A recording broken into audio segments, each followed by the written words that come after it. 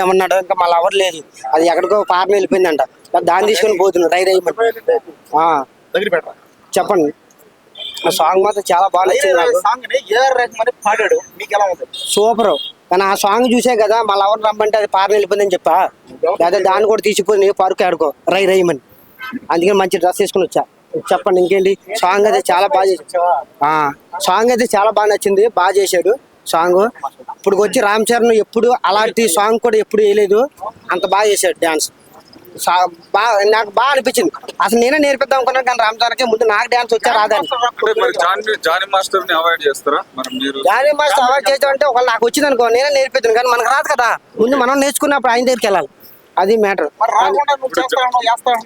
అది ఇప్పుడైతే ఏంటంటే ప్రతి ఏ సినిమాని చూసినా నాకు ఏం అనిపించలేదు, కానీ ఈ సాంగ్ చూస్తే నాకు కళ్ళు చెదిరిపోయి మళ్ళీ మళ్ళీ అదే చూస్తాను అయ్యా.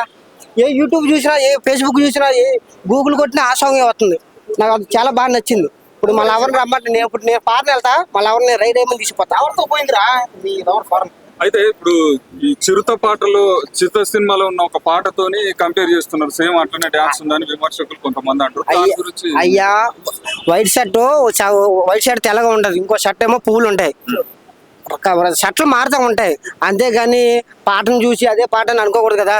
ఇది రై రై అంటున్నాడు కదా, అందులో ఏముంది, చిరుతలోని పరిగెట్టు అన్నాడు, ఇందులో రై రై అన్నాడు. ఆ రై చూడాలి కదా మనం, ఆ రై చూడకుండా ఏది పడుతుంది మాట్లాడకూడదు. అంటే డాన్స్ కొంచెం సమకాలీన. అయ్యా స్టెప్ అయితే అక్కడ స్టేజ్ ఉంది, కొండల్లో వేస్తున్నాడు, దానికి దీనికి తెలీదా? మనం అర్థం చేసుకోవాలి, చూడాలి అంతే సినిమాని, ఏలైతే చూపించకూడదు. మనం ఏదంటే సినిమాలో చూడాలి. చాలా బాగా అనిపించింది. అప్పుడే కాఫీ తాగి పాడేటంట, అబ్బా మర్చిపోయిందయ్యా. కానీ కాఫీ మాత్రం ఏ రుచి ఉందో తెలియదు, కానీ మంచి భలే చేశాడు, బాగుంది. నాకు నేనే ఇవ్వలేదు, మన తప్పెందుకు అనడం, మన ఏంటంటే డ్యాన్స్ నేను నేర్పిస్తే బాగుంది రామ్ చరణ్ అనుకున్నా, కానీ ముందు మనకు రావాలి కదా అని అడగండి. చెప్పండి అంటే నెక్స్ట్ ఏమైనా అవకాశం ఉందా? నెక్స్ట్ ఇంకో అవకాశం ఉందంటే అడిగాను, కానీ ఆయన ఫోన్ ఎత్తలేదు, అంటే మన దగ్గర బ్యాలెన్స్ లేదని కట్ అయిపోతుంది. సార్ డైరెక్టర్కి ఫోన్ చేసి మాట్లాడి ఇంకో సాంగ్ ఇచ్చి, ఏదో సాంగ్కి రామ్ చరణ్తో ఒక్క స్టెప్ వేసి నేను కూడా రికార్డ్ సాధిద్దామని ప్లాన్లో ఉన్నా. మరి బుచ్చిబాబుతో ఏమన్నా చర్చలు జరిపారా?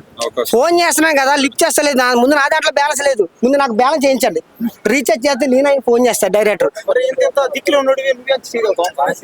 నీకు ఏదైనా చేస్తాను, నువ్వు మామూలు మాట్లాడి చెత్త అంతా వద్దు, సినిమాలో డైలాగ్ చెప్పు.